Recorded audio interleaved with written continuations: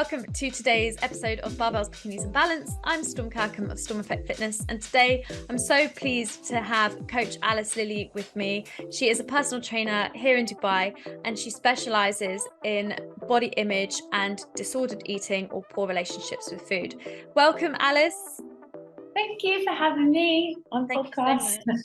So and I'm just going to get started and we'll see where the conversation goes. So my first question for you is, what inspired you to become a coach in the field of body image and relationships with food? And what qualifications and experience do you have in this area? Yeah, so I started out as like a personal trainer maybe 7 years ago now, and then moved to about 3 years ago, moved my business fully online. So I was just helping clients online. And it was the transition from being fully online that kind of made me realize that the results that people get with like losing weight or the struggles that people have tend to be about way more than like, of course, people want help in the gym and like want help with like what food should I eat. But I was finding with a lot of women that I was working with that they were struggling with things way more than that, and that they needed deeper help more than that.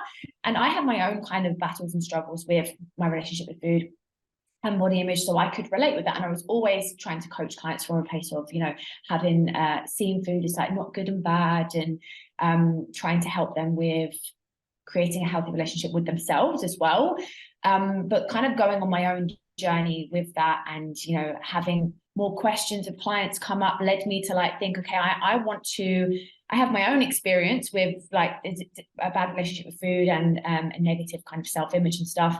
But I then was like, okay, like I want to learn more. I want to invest more in myself because I know that I can help and support clients in this way, but I feel like I need a bit more guidance in that way.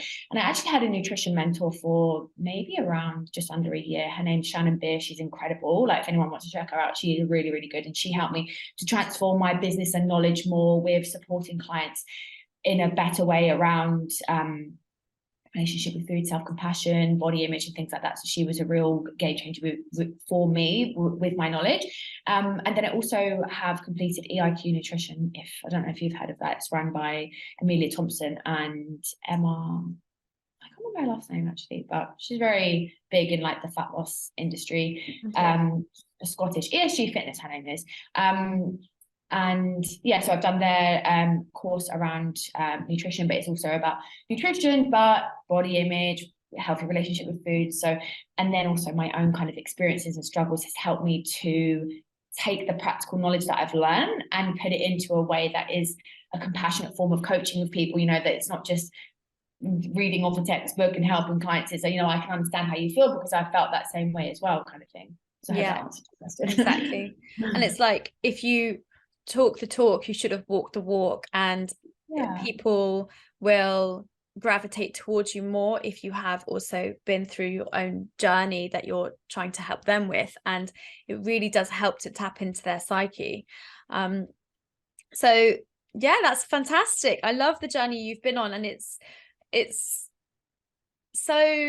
lovely how so many personal trainers find their own sort of niche and something that they feel very passionately about to tap into, and this is what you've tapped into. And I love that you were able to identify that the issues around body weight and going on this fitness journey, some of those issues were bigger and there were more underlying issues under that. So when people struggle to stay consistent to a nutrition plan, and they'll be like, oh, sorry, I just had this, or I just had this, but you were able to then go, right, there's something actually underlying here, and we need to tap into that.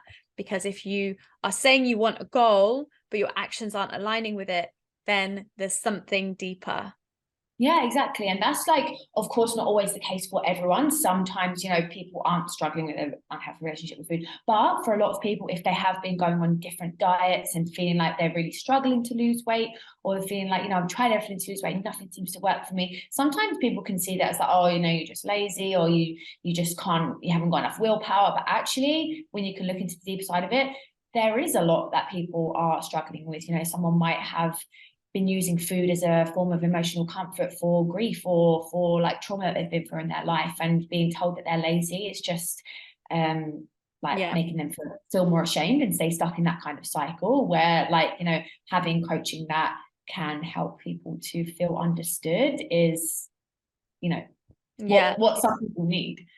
I guess it's also that kind of external negative, the negative language that's been aimed at them, and then they start believing it themselves, and then they get caught in this negative self-talk as well, and it's really hard to then find your way out of that.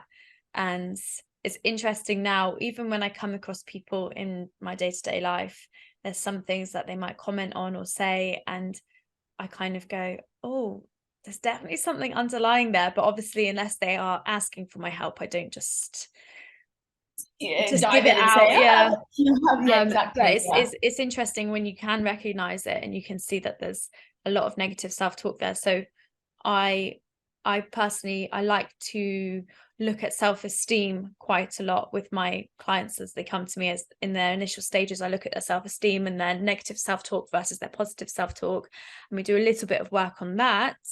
But yours is more to do with actually like the relationships with food. So how would you define a healthy relationship with food, and what are some common signs that someone might be struggling with disordered eating or body image issues?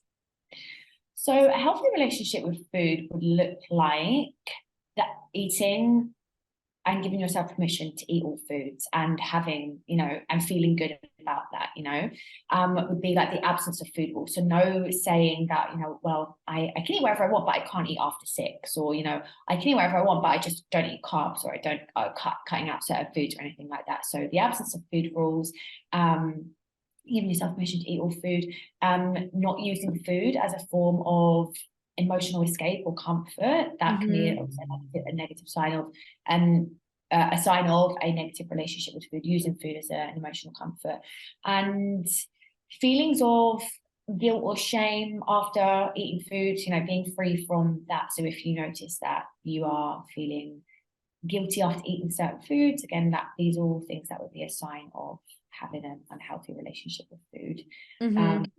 And then these kinds of things do tend to stem from, for a lot of people, like emotional issues, or, you know, poor emotional regulation, but then also from years of dieting or trying lots of different things, feeling really confused about, okay, if I've done Slimming World and Weight Watchers and the keto diet and Cambridge diet, and all these different things are telling you to do different things. They're all different methods, and then you pick up little things from all of them, and then you feel really stuck about, okay, well, they're all telling me different things because they all actually just want to take your money. They don't care about educating you on how to achieve the results that you want. So then you feel confused, and then that can just contribute to, you know, thinking, okay, well, I shouldn't eat pasta because this diet says I shouldn't eat pasta, but this diet tells me I should have unlimited pasta. And then it can just make you feel just really confused and lost with food, or feeling that you are over restricting yourself and then struggling with maybe like overeating to make up for over restriction, things like that. So I guess that they would be some signs that people might experience, or, you know, feel that and if I can add there as well, not necessarily just having experienced all those past different diets, but also just on social media, there is so many contradictory, confusing pieces of content out there. And like, I've had people sit down in front of me with a Diet Coke and they're like, don't judge me for drinking a Diet Coke. And I'm like, I drink Diet Coke almost daily. Like, why are you apologizing? And in their mind, because they've seen something on social media demonizing Diet Coke, that they feel they shouldn't be drinking it in front of me because I'm a personal trainer. And I'm like, no, I drink it. Like, you can, it's okay. Okay, so let's talk about what are some strategies that people can use to develop a more positive self-image, and how can they work on accepting their bodies as they are? Okay, so one of my big things for this would be, okay, firstly, trying to take exercise as something separate away from changing your body. When of course, exercise can assist with changing your body, as we know with personal trainers, like exercise and weight training can assist with changing your body, but trying to separate that I exercise to change my body to I exercise to feel good in my body, to feel fitter, to feel stronger, to enjoy myself, to feel empowered, to meet new people, to try new things, to see what I'm capable of. That all feels really empowering and encouraging, rather than if we are solely only ever exercising to try and change how we feel, to try and change our bodies. We can feel a little bit demotivated by that. Of course, it's okay to want to still exercise to change your body, but that can be a really big step if you are exercising and only doing it to change your body, and change that. And also trying to notice what situations tend to trigger you to feel negatively in your body. Is it when you've sat and had a conversation with friends and they're all speaking negatively about their bodies, and then you go home and think, oh, but if they all think that about themselves, then I should think this about myself? Or you might not have even thought that about your body or had those thoughts until those kind of conversations come up. Or you might follow people online and spending time on social media where you're only being represented through the people that you follow online as super lean or unsustainable, people with unsustainable bodies, like low levels of body fat, or really big muscles, or whatever it is, just an unachievable body standard. That might be what you're following on social media. So seeing that and thinking that is the norm and that is real life and that is what you need to attain and look like can negatively affect how you don't feel about yourself. So yeah, those things might, trying to reduce consumption of social media around like people's bodies and things like that can help, or reducing conversations with people about bodies can help. But also trying to think about, we get so caught up with, we get annoyed about that our body doesn't look the way that we want it to. But if we actually remind ourselves that our bodies do so many amazing and incredible things for us every single day, and you probably never even think about it, because we're too wrapped up with being upset because it doesn't look the way that we want to. And when you kind of say it like that, you're like, oh, like I am mean to myself or I'm mean to my body. People listening to this might think like, yeah, like actually I am upset because my body doesn't look the way I want it to right now. And it's valid if you have feelings of dissatisfaction in your body, but what won't help with those feelings of dissatisfaction in your body is only trying to change how you look, and instead of trying to change how you feel. So trying to like reframe that and do more things that can, exercising for empowerment rather than changing your body, practicing gratitude towards your body and its functionalities, and thinking about all of the things that your body does for you every day, allows you to get up and go outside and go for a walk and see amazing sights and digest your food and recover you from being unwell, and like all of these little things. And I'm sure you can think of many more. Like our bodies do that for us every single day, and we should say thank you to it and be grateful, because it's the only home that we're ever going to have for the rest of our lives. Yeah, I was just about to say that in one of my emails recently. I said you have to think of your body as your home for the next 60 odd years, and you have to look after it and take care of it, because this is what you've got, and you only get one of them, and you have to really take care of it. So something that you said was about exercising to feel empowered and for all of the health benefits, rather than just zoning in on changing the way our bodies look. Can I ask you like a personal question? Someone asked me this the other day and I was able to answer it, and I was like, oh, okay, I've never actually thought about it. But for you personally, why do you work out and exercise? I work out and exercise because I enjoy it. I have fun when I train. I like doing different things. My training is quite varied with all the different things I do. I mostly do CrossFit training, which is like extremely varied, all the different things that we do. I love the way I feel when I exercise. I love the way I feel after I exercise. I love seeing myself progress in ways of like fitness and strength, but also just love that way I feel after moving my body. And I can think back to when I didn't exercise for those reasons, and I actually have a very specific memory of when I actually did did bikini competitions years ago, and I remember getting to the point of where I wasn't enjoying it anymore, and I was like, this is not good for me and about how I feel about my body. And I remember it like doing cardio on the cross trainer, and I was just like crying. I was like, I'm not enjoying it. Wow. And what's the point exercising if you're not enjoying it. Like, I Yeah. was like, I feel like this is punishment to myself because I'm not even doing it to feel good and enjoy myself. I'm doing it here because I just need to get leaner, because I need to lose more weight to go on stage, otherwise I am not going to be good enough. Like, and then that was not empowering motivation for me to exercise. That was, I'm crying on the cross trainer. Yeah. I gotta do it. And for a lot of people, when they get to that stage and they start competing, for a lot of people, they really enjoy that and they thrive off that challenge of pushing themselves to those extremes. But I also entered a bodybuilding bikini competition, and I actually had to pull out because I was just not in the right mindset at all for it. I was way too stressed with my job, and I had no time, and I was hardly getting to the gym. And like you said, you have to really push yourself. You're like, in the weeks leading up to it, you have to get super, super lean. And I was only able to get to the gym maybe pushing 3 times a week, and it just wasn't enough to get myself like stage ready, if you will. And then I just hit this massive wall, and I then rebounded big time because I hadn't been able to like carry on and achieve it. I then just fell into a really, I actually then started emotional eating, like you said previously. And after being so restricted for so long, and then I suddenly couldn't do it, and I just felt completely fed up, I then started to reach for, well, the sugary stuff, the chocolate, the cake.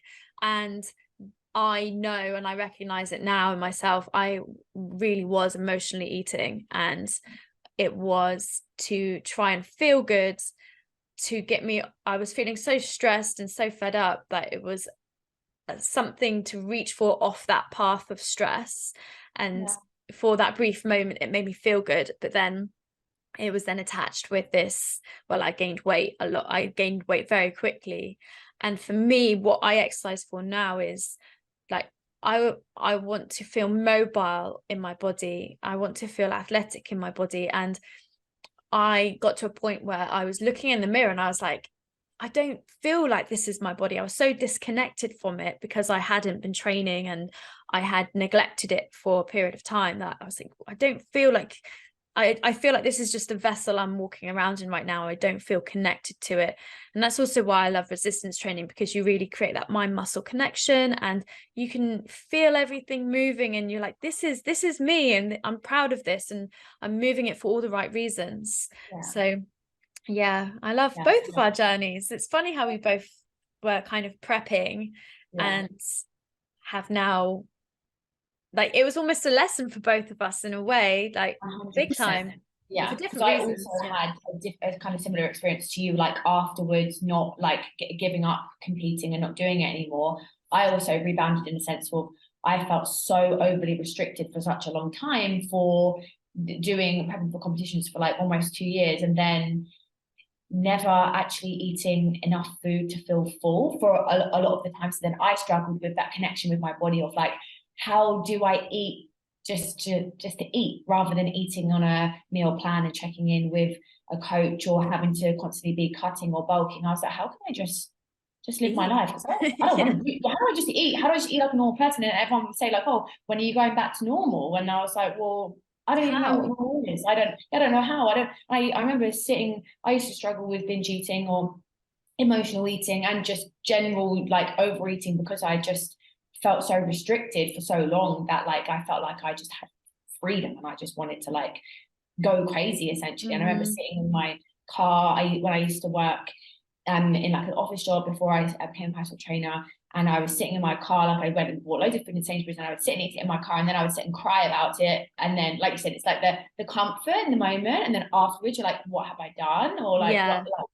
actually hasn't helped how I wanted to feel. And then I would just cry about like, how can I ever just be a normal person? Like, I just used to think like, I will never just be able to just eat like a normal person, because like I just felt like I just lost control. And that was from that, that way of living for such a long time. It's an extreme way of doing things, and a lot of women can also experience that from just doing extreme dieting or thinking that they need to lose weight and do extreme things or really over restrict themselves, and then keeping that cycle of that over restricting themselves, then struggling with overeating.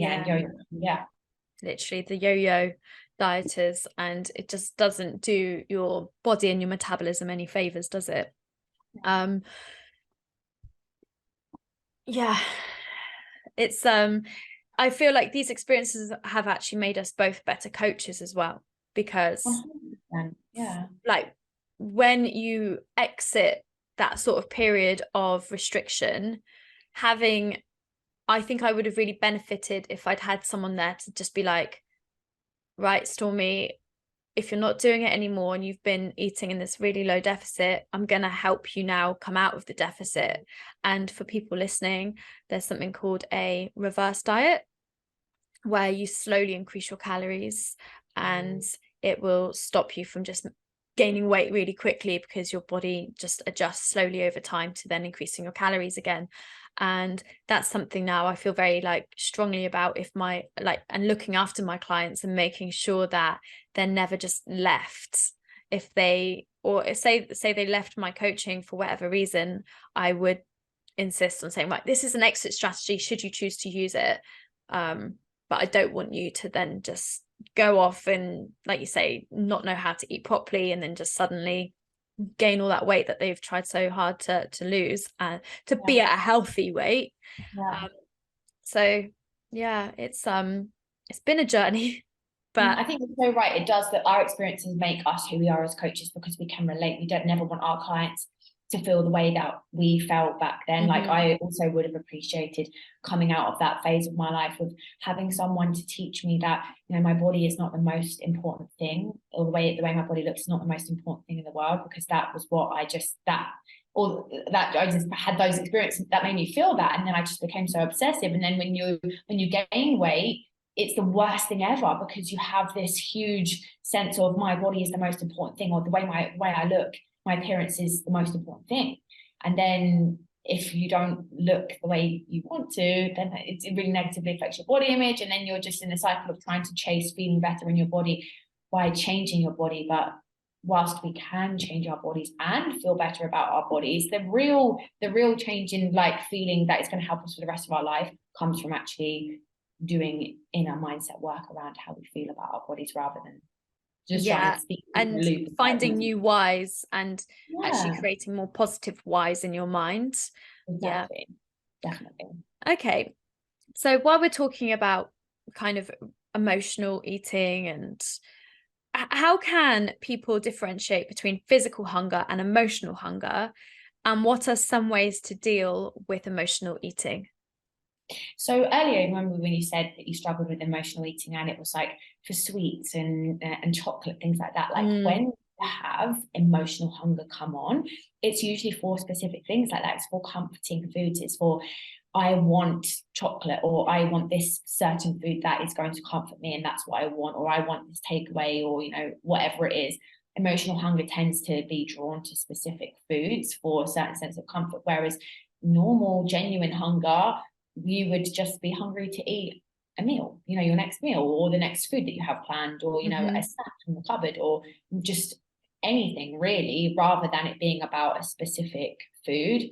And also genuine hunger would build gradually. You would feel, you know, okay, I'm feeling slightly hungry now. Okay, or I am actually feeling quite hungry now. It's something that builds over a period of time, whereas emotional hunger can come like that. And I just want something now, or like so that can be a good way to kind of differentiate the difference, the impulsivity versus the actual like body needs it, like intuition. I guess I'm just thinking back to those moments where I was emotionally eating, and you're so right, like it was just such an impulsive moment where I would just have to go and buy, I'd have to go to like the shop around the corner and buy something sweet.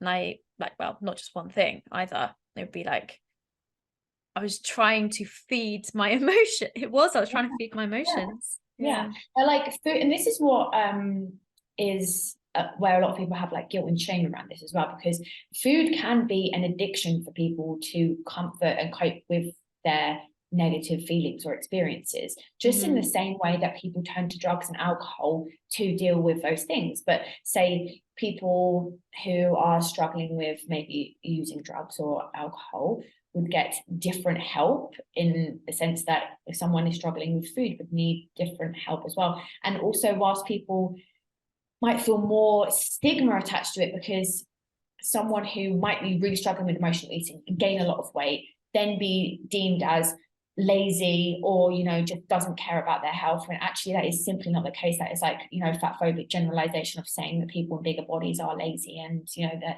they don't care about themselves, when actually that's just an uncomfortable judgment, an unfair judgment, sorry, to make of someone where you don't know about their story, because a lot of people are struggling with emotional eating. And if we only ever think that, okay, if you want to lose weight, then you need to go on a diet, or you need to you know, you need to just eat less. Well, actually, if emotional eating is something that you are struggling with, that's something that needs to be addressed. First, because all the while you don't do that, it's like just trying to fix something. It's never, until you have worked on healing that, like losing weight will always be something that you're going to go up and down with and struggle with, because if you then, you know, have an uncomfortable emotions again in the future and you're always turning to food again, it can still continue to lead into that cycle. So I guess it's like trying to mask something rather than trying to fix it. And until you fix it, it's never going to things won't align for you until you really like get into those deeper layers and understand why you're doing what you're doing. Absolutely. Okay, right. So next question. What advice would you give to someone who is feeling guilty or ashamed about what they eat, and how can they work on developing a more forgiving and compassionate mindset? Okay, I love that question. So firstly, try to notice what experiences come around that trigger feelings of guilt or shame. Is it after an episode of emotional eating, which again is going to be quite normal? That's also another way to differentiate between emotional hunger and genuine hunger. Am I feeling emotional hunger or genuine hunger? Because if you were feeling genuine hunger, you wouldn't tend to feel guilt afterwards. Whereas if it was emotional hunger and you kind of lost control, you would tend to feel guilty after. So if you can connect that with, I feel guilt and shame when I have overeaten because of stress about that, then okay, that's leading us back to that is the root problem that we want to kind of overcome. Or is it after eating certain foods because you've had this kind of, you've demonized, you know, say chocolate is bad, sweets are bad, donuts are bad, I can't eat these types of food, and having the labels of calling certain foods good and bad, or calling foods a cheat or a treat. And when we then think that, then we are, if we believe that about these foods, or that these foods are bad, then we're likely to follow after eating them with feelings of guilt or shame, because we think that we've done something wrong, when in actual fact you've done nothing wrong. You know, we need to just work on allowing ourselves permission to eat all foods, and challenging where we learn those food rules from instead. And we're trying to work towards being a more compassionate version of yourself. I guess that is 100% a journey that everybody who is trying to improve their relationship with food and body needs to go on, needs to learn how to be more self-compassionate and be less judgmental towards themselves about their feelings that come up. You know, often if we are not very compassionate towards ourselves, we think, oh, I shouldn't feel like this. Why do I feel like this? When actual fact, it's normal to go through the emotions of life and feel different things. So instead of trying to judge yourself for feeling a certain thing, try to ask yourself and investigate why you feel that way, because it's normal and it's okay. And then you can work on comforting yourself in a different way, and trying to think about in reducing the judgment that you maybe have towards yourself, thinking about treating yourself in more of a way than you would treat a family member or a friend or your daughter. Because no one judges you harder than you judge yourself. You would never speak to your daughter or your friend or anything if they came to you and said, I've had a bad day, I've just eaten loads of chocolate. You would never say, oh, like, well, how dare you, you're so disgusting for doing that. Exactly. You would never imagine. So why is it okay for you to say it to yourself? Because no one actually knows of the ways that you're speaking to yourself, except for you. It's so private, it's just in your head, and then it feels so destructive.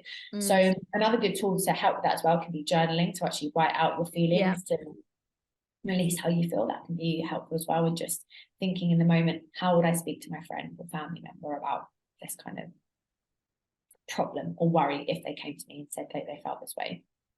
I also love that you said journaling, because by getting your thoughts down on paper, you can then find, or you can kind of see the thoughts for what they are, and that is that they are absurd.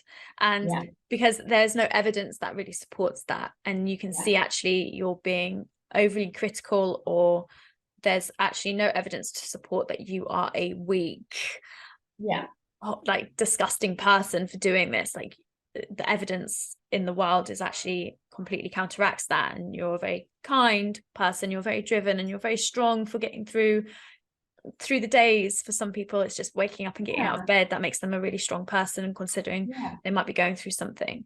So yeah, journaling is definitely something I would recommend. And I don't think, well, I know personally I've got a journal and I do not use it as much as I should, and I really need to start actually allocating like 10 minutes before bed to start using that. So yeah, I definitely need to start doing that myself. Do you have a journal? Yeah, and I personally myself haven't used it as much recently. Like I feel like it's something, it's a tool that I will like pick up when I feel like I need it. But whilst it is good for some people to journal every day, like for a lot of my clients, like they would journal every day. One of my clients actually, I mean, it's not for everyone. It doesn't mean, you know, everybody has to write about their thoughts, because some people who may have been through traumatic experiences in their life might find it quite triggering. But if you haven't, and you know, feel that it is helpful for you, then like 100% use it when in a way that you feel like supports you. But I know for me, it definitely has supported me when I have had, you know, certain things that I'm trying to work through with my mindset, or how I feel about myself, or what I've had going on in life. Writing it out almost helps with problem solving a little bit better. Like you said, writing out and seeing the thoughts for what they are. They are thoughts. They're not you. They're not facts. They're just judgments that you have around yourself. Or, you know, it can just help you with being like, okay, this is how I feel. What can I do about it? Or, you know, and it's also a sense of like release as well. Like, you know, you always feel good after you've chatted with a friend about how you feel or something like that. So it's almost a sense of like doing that, but, you know, you can be as brutally honest as you want, because no one else is going to read it. Yeah. Perfect. I love that. So I think it's also something that you need to try and, if you're new to it, to try and schedule it in to your kind of life, and then it will slowly become a habit and part of your routine if you find it useful. Yeah, perfect. Okay, so what are some common triggers for negative body image and disordered eating? Actually, I feel like we have kind of covered that already. We've looked at, like, we've spoken about how people might, I'm going to cut the out, baby. So lastly, how can people set realistic goals for their health and fitness, and how can they avoid falling into a negative trap with their health and fitness goals? Making it about way more than just changing the way your body looks, making your journey about, it's okay if you have a goal of fat loss, it's okay if you have a goal of wanting to change how your body looks, but making, you know, setting some goals that aren't anything to do with that, because they are actually what are going to be the motivations to help you with taking action on your goals every day. Because losing weight is not like very motivating every single day of the week. So yeah, making it about way more than that. Again, like not exercising to specifically lose weight, because that can be really detrimental for body image. Working to find a form of managing your nutrition or eating that feels good to you. You know, if you feel like what you're doing is actually taking away from your life, you know, crying on the cross trainer, that is not a good way of exercising or enjoying it, or health and fitness. That, like, if you're getting to like the feelings of that feeling of overwhelm, you know, if you're like, I can't do this, or this is too much for me, I'm struggling, or, you know, this feels restrictive, or this feels like it's taking too much out of my time, out of my day. Like, these are all signs and indicators that what you're doing is not helpful to you, and maybe, you know, you need to change the methods, or look at the change what you're doing. And also just be really invested in what I'm doing for my health and fitness. is for forever. Like, I'm trying to focus on, like, of course it's okay to change goals in the future, or change maybe the way you train in the future, or try new things, but like thinking about, I'm not trying to lose as much weight as I can in 12 weeks to then go on holiday, because then when you come back you then starting all over again kind of thing. Instead, thinking about, I'm trying to focus on changing how I feel about my body. I can still work to change how I look as well, but I'm also focusing on this being a long-term lifestyle change for me, so it's not that stops you from going like on and off, on and off, on and off with things. Yeah, so looking at the longevity of it, and making it long-term habits and building it into your lifestyle rather than just a phase of your life. Yeah, perfect. Exactly.